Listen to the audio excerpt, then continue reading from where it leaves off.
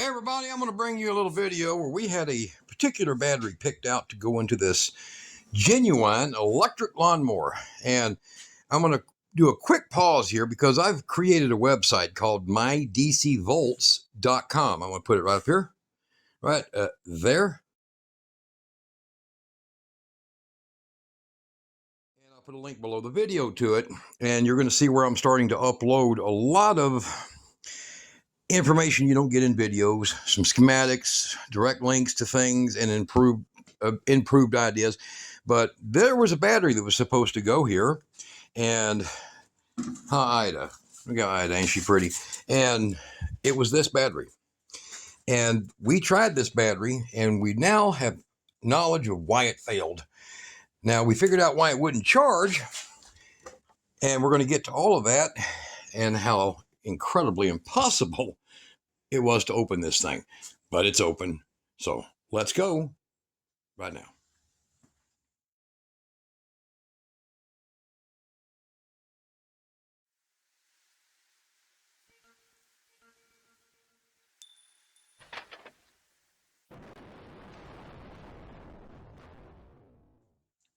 All right, now this battery, when I got it, this was like a $600 battery. Got a little small discount on it, introductory thing. And it was supposed to go, as I was telling you, beginning in here and using this inverter. And if you go look up in the top corner up in here, or if you go to www.mydcvolts.com, you'll see links to these videos in quick succession, and it makes it a lot easier on you. So you can go to that website of mine, and you can figure this out. We're also going to put a lot of things on there, so y'all just stay tuned with it. Now, this is a Bouge, B-O-U-G-E RV battery. That is its brand. Now, I made a video on this battery not working. And I did a scope where we put a hole in the top, right up there. And we looked down in here and we found that the BMS connector right here was literally just hanging on like that. And because it wouldn't charge, it wouldn't produce power, and I mean, it wouldn't do anything. It would start to take a charge and shut off, start to take a charge and shut off, keep doing it. Well, I pushed this on from up here, from the hole drilled through, and boom, it's taking a charge. All of a sudden, it takes a charge. But I want to show you something. There's no clip like these two, no glue, no adhesive. In fact, there's no glue on nothing. Wasn't none on these, none on these. This was a beautifully engineered battery. Okay, so the battery itself is engineered incredibly well. The assembly was done by a bunch of people smoking something most likely they shouldn't have been smoking. Now, the reason I can say that is I'm going to show you some multiples of evidence why I make that claim.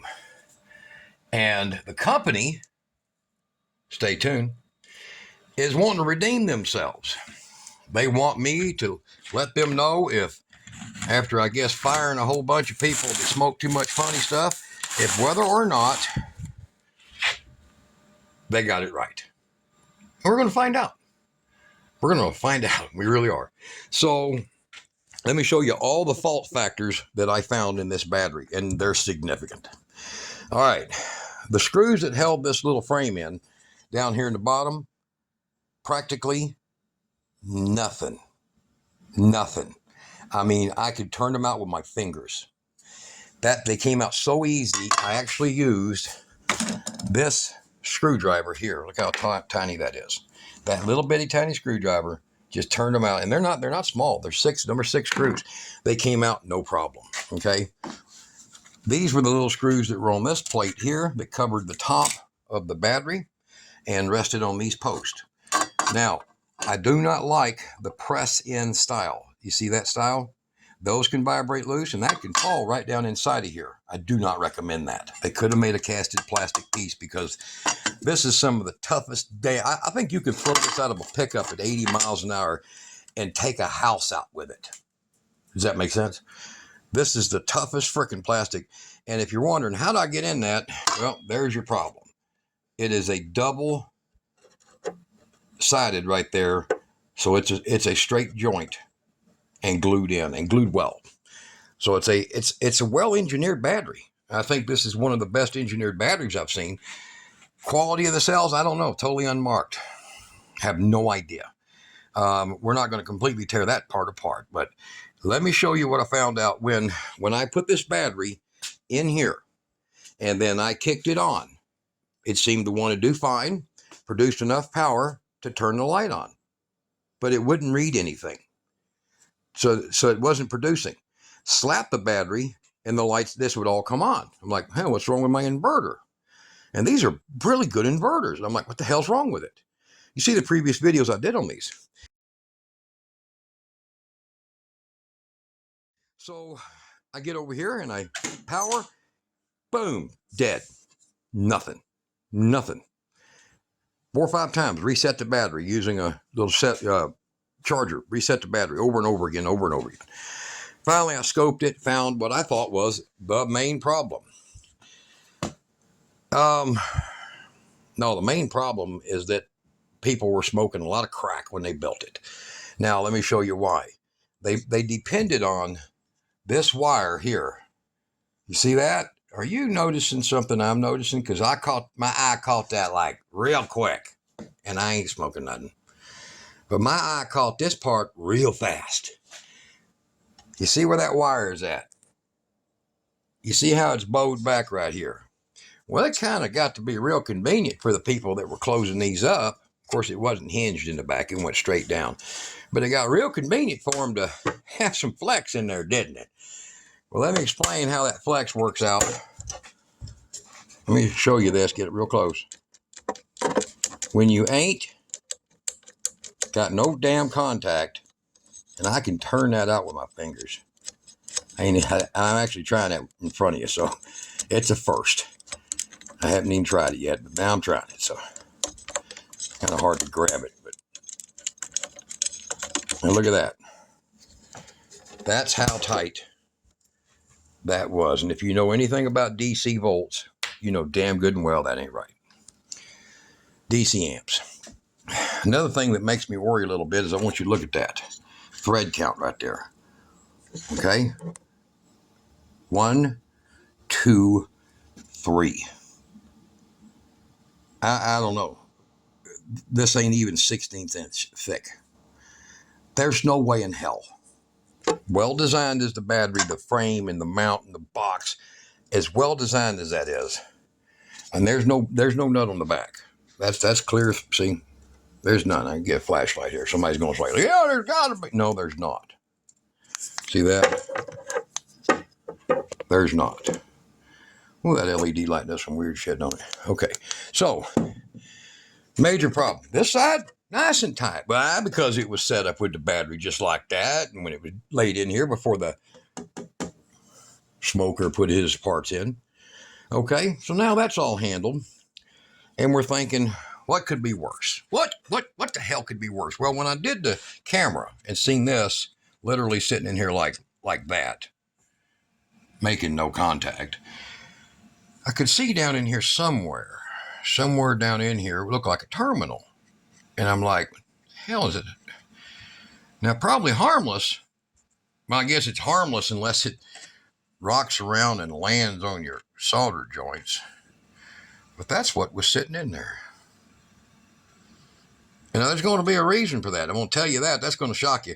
But it was wedged right between that screw head and get it back up in there, wedged, back up in here. It was wedged. Oop, falling out now.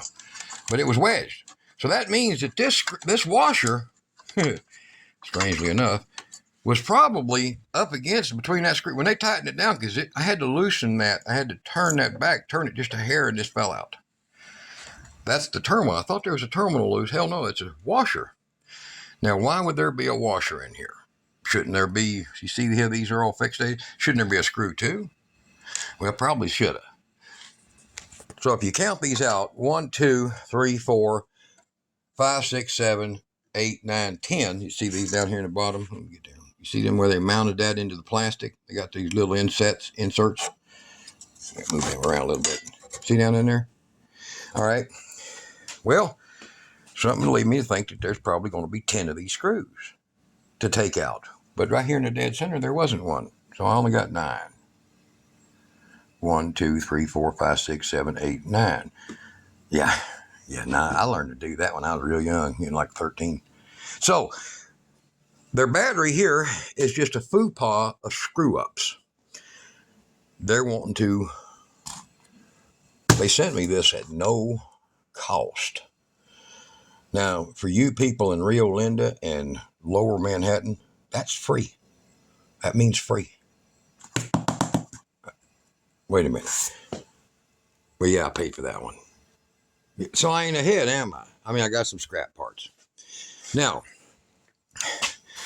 this here is just silly. There's no excuse for that. And that's the reason every time it tried to pull amps, it couldn't. You can't even see a mark on this thing where that thing was compressed down on it. Now, you can probably look over here and you can even see a little bit of an indent. This one has nothing. They never tightened that from the factory, from day one. Day one. You can see a little bit of arc traffic, see it? Where it was trying to send the power to that inverter. So what are we going to do? We're going to say that Bouge RV, you crapped a bed on this one. Did it get better? Now, this battery here is some months old. So much for a blankety blank year warranty and 500 trillion cycles, LiPo 4. I do believe some LiPo 4s got good quality now. 5 years ago, they did not. Back to MOSFETs didn't catch up with themselves. So we got another one sitting here. And with it, we got some new defangled product items. I'll put a link to the battery underneath if you want to go look at the information on it. Me personally, look at the link below where I put on there for Power Queen. You can throw that out of a moving truck too. Just don't hit nobody because you'll go to jail. Tough battery, badass battery. Power Queen it's a thumper. So and it's cheaper. And they make a heated battery. But let's see if these people didn't screw this up. I don't have a whole lot of faith. So let me get this out. It is brand new. Hopefully completed. Yep, looks the same. All right, so I'm going to pull that one out. We're going to get it ready on a charger, and we'll check it out. Now you know why I wasn't happy. Let's see if they can make me happy, or at least not as angry. All right, we're back with the battery out of the box. Padded well, shipped well. It was last time. But this one hopefully is corrected. Now, if you'll notice, we ain't going to open this one up. We ain't got no intention on ruining it. We're going to see if it'll do what it's supposed to do. Now, this battery, when I got the battery, it wouldn't do anything it's supposed to do. This is a replacement. And the company's like, that hurt. That video hurt. And I'm like, I'm sorry, man. Truth hurts. And there was more truth, as you've seen, as I was showing you what was wrong here. And there's more than that wrong. If you'll look down in here, these are plates. They're not a wraparound. There's no protection in these corners, and that's the most dangerous spot of one of these batteries. I want you to look right here. You can see the battery. You see that? Now, if you do throw that out of the truck, it might hurt somebody, but it might also force that metal end to blow that sucker up. Now, I'm going to give a tip to the Bouge, you ought to put a pronunciation on it, man. I'm going to give you a tip. You see this tape here? It's duct tape, but it's called Sure Tape. 181. If you're a battery builder, buy it. It works tenfold better. Here, look. These batteries over here rode around on this lawnmower for Cure for days. You see that? That's just 2 layers thick, man. You can't rip that batteries. These are just a set of salvage cells. Can't rip them apart. This is good stuff. It's really good stuff. What I would have done is I would have wrapped my cells with 2 layers of this and then put all this crap on it. Yeah. The other thing, Bouge, Bouge, whatever. You see this stuff here? It's called welder. It ain't silicone. It ain't Bob Villa's tube of goo. It is welder. When you put stuff like this on, because I'll show you here. I'm going to watch. Check this out. I'll show you how easy that comes loose. That ain't no pressure whatsoever to get that loose. You see that? That's left-handed. You guys think I got a lot of power in my left hand. That broke parts in that thing. Now that's a cheapy little Harbor Freight screwdriver. There's no damn excuse. Same way with these. These came out so easy. It was just a shame. And the loose one up top. So I put all these parts back on. You see? And I actually torqued it down. And I went and got out my welder glue. Because when these get torqued down, I didn't do these yet. But when these get torqued down, I'm going to put some of this on it. And it ain't coming out. It ain't vibrating loose. Okay? That's what you want to use. Now they were happy enough to put some of it over here on these heat sensors. So there's your cold and your hot, your cold and your hot. Okay? That's all the way around. There's 4 wires there. So they were satisfied with doing that. And then they just ran out of silicone. Don't run out of silicone, man. Buy that stuff. Or you can go with shoe goo. I mean, it's shoe goo here. That's the slightly weaker version. That stuff there, man, a lot of my viewers, you guys that followed my link below the videos for this and bought it, and you're like, ordering more, you know. It's really good stuff. I don't even know who makes it, but it's good. Zomax. So, good stuff. Now, we're going to get this one charged up, and we're going to take a battery check on that one. So, what I've done is I've made sure and that this little charger is set at proper voltage. So, it says 14.09 up 14.1, and their battery says right there 14.1. Now, that's another thing I don't understand. All of them charge to 14.4. All of them. All of them do. Now, I don't run this one at 14.4. I'll run it at 14.35. Now, for these batteries, when I started to charge this one, I read the top and I set it at right there, 14.1. There might be something wrong, you know. So I wouldn't charge at all. Fixed a little problem, then it would charge. But then, wouldn't let no power out, right? Right. So we are going to try that one later. Ain't worried about it. So we're going to hook this up, and we're going to set it to charge. We're going to test our voltage right now, so we'll know what she's setting at. Now, these do come at about 35-40% charged, and that's normal. So they do that, and we'll get this set up here. Let me set this up over here. That mower out the way there. And we'll set y'all up so we can do this. And you'll get to see this on the meter here. So we're starting out with a voltage of, oops, sorry there, 13.15. See that? 13.15. That's right. All right. So now we're set at that level, and we're going to get our charger set up on it. So this is the little Weber that's right here, the little Weber charger. And that little charger can be adjusted amperage from 0 to 45 amps. Now I run it at 35 because I want it to last a long time. And it gets louder when you know. So, plus it doesn't want to hurt a battery when you keep it underneath the max charge. Okay. So we're going to set that up. Right now we're probably at about 35-40% charge in here. And I'm going to hook up these leads, these 4-gauge leads, or 6-gauge leads. And we're going to charge this battery up. And then we're going to put it over here and see if it works with that inverter like it's supposed to. All right, so stay tuned. Don't run off, and don't forget that www thing that y'all can go check out a lot of other stuff. So let's get her hooked up. All right, so I just plugged her in and it's going, and we're starting out at 35 amps. You see that right there? 35 amps and 13.68 volts. So there it goes on the watt meter and amp hours. You see right over there? So we'll check this back here a little bit, and then we're going to move this battery over there and hook it up. And then I don't know what I'm going to do with that one. I don't know, I'm going to put it on my website. Anybody wants to buy it? We'll see. All right, we'll be right back.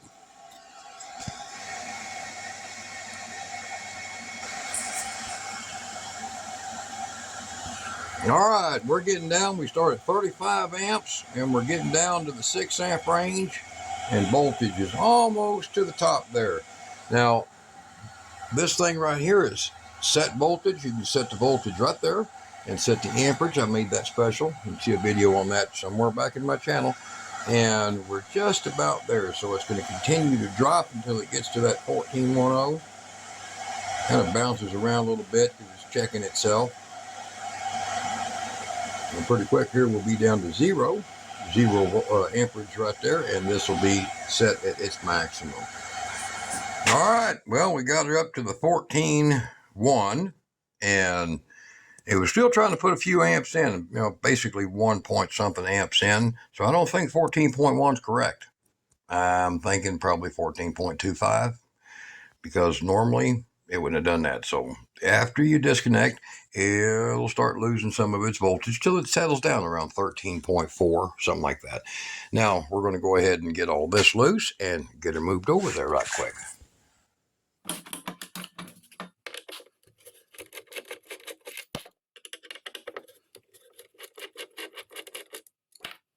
It did take 1,000, good, nice, smooth 1,000 amp hours to do this, or 1,000 watts.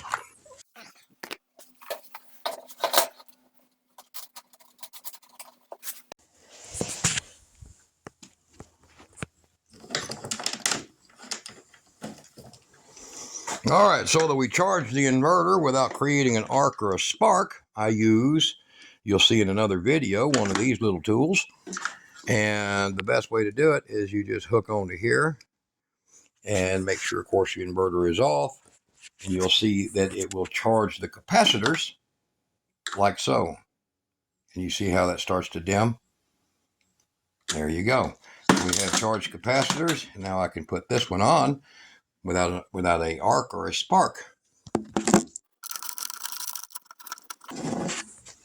Okay, now the biggest question, you can see that case I found was deliberately for this battery. Other batteries will not fit in it. The obvious question is will it do it? Well, let's find out. That's a bad start.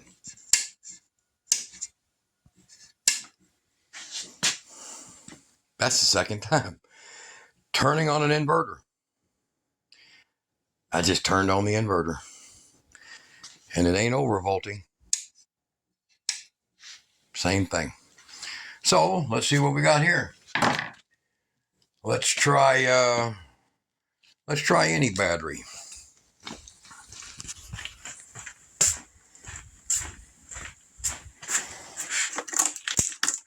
We'll grab a half dead red Odo battery.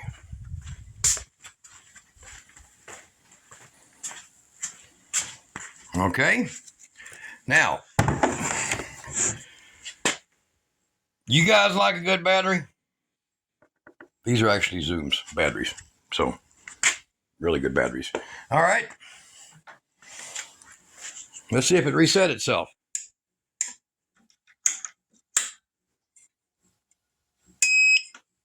There it went again. So, we're not going to change anything. This is the second one of these batteries. Let's see. Is it the inverter? I don't think so. She was just using them other batteries on it. I just took them out.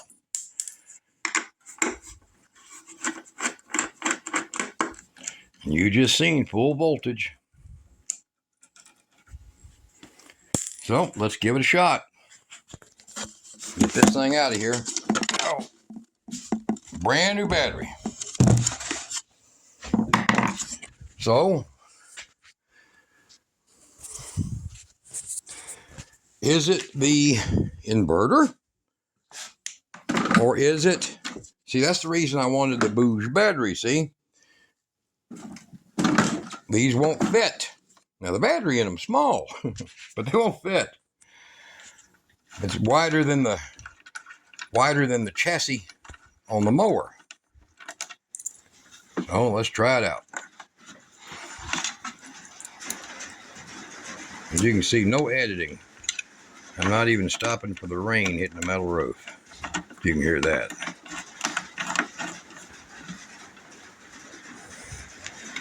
And we'll tighten it down. Same way. And we will pre-charge it. Same way. Yeah, I'm about to have a real angry day with the Bouge folks. So you'll see that. Same way.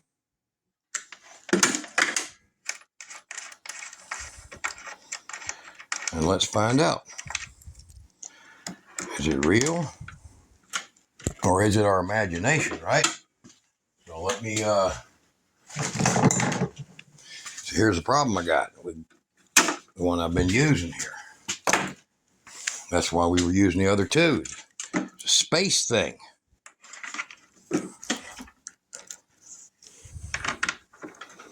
Probably too long of a video. Y'all probably realize that when I do these videos, I'm doing them while you're watching them. All right, so let's see.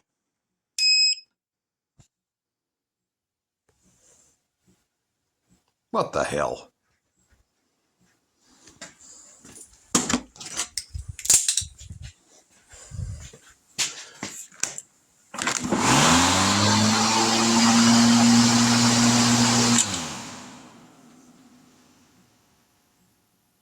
Yeah, I'm pissed. Again. You want a good battery? I'll put the link to this sucker below. You tell me.